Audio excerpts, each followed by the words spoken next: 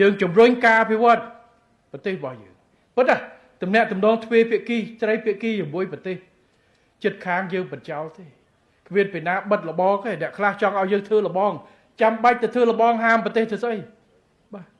លបងនៅលើពិភពលោកប្រទេសមួយធ្វើប៉ុន្តែបិទមនុស្សមិនជាប់ទេតែផ្ទុយទៅវិញគឺការអភិវឌ្ឍនៅតាមព្រំដែនអភិវឌ្ឍខេត្តជាប់ព្រំដែនគឺជាការយុទ្ធសាស្ត្រដែលល្អបំផុតនៅក្នុងការការពារទឹកដីបូរណភាពទឹកដីរយៈពេលវែងគឺយើងយកប្រជាពលរដ្ឋយកការអភិវឌ្ឍនៅទីនោះគឺជាអ្នកចាំដីឲ្យយើងជាជាងដាក់ទ័ពចាំដីយើងគ្មានទ័ពគ្រប់ទៅពង្រាយ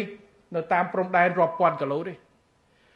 អញ្ចឹងមានតែការអភិវឌ្ឍតាមព្រំដែនរុញប្រជាពលរដ្ឋទៅធ្វើបើកច្រកសេដ្ឋកិច្ចដើម្បីឲ្យមនុស្សទៅដល់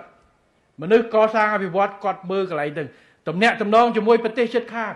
ប្រជាជនដែលរស់នៅព្រំដែននៃប្រទេសជិតខាងគោរពគ្នាទៅវិញទៅមកជួយគ្នាទៅវិញទៅមកសហប្រតិបត្តិការល្អនេះគឺជាគោលនយោបាយក្នុងការអភិវឌ្ឍនិងការពារទឹកដីរបស់យើងនៅតាមបណ្ដោយព្រំដែនដែលយើងបានធ្វើហើយនេះគឺជាគោលការណ៍ដែលត្រូវធ្វើបាទធ្វើលបងហាមឃាត់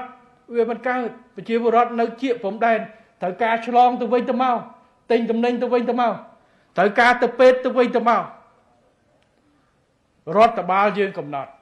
អញ្ចឹងរឿងគម្រោងរឿង